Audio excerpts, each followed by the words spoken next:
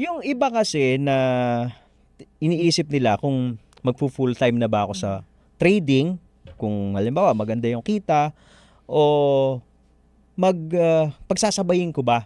Yun maraming ganun na yung dilemma na minsan kasi 'di ba pagka nagte-trade ka, minsan maganda yung kita. Correct. Minsan naisip mo magpasa na ng resignation letter. Naku, hindi. Hindi. Kahit ang ganda ng kita ko, Tito, ng 3, 4, 5 months, nako, hindi ko naisipang magpasa mo ng resignation letter.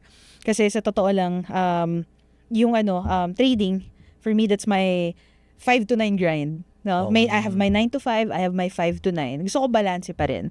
Kasi for me, ayokong masyadong ma-pressure na sa trading ko lang kukunin lahat. Siguro iba-iba tayo, no? Kasi ang dami ding full-time and all. Ako naman, different perspective talaga. That's true. But Simpleng empleyado pa rin na posible pa rin gawin. kaya siya no?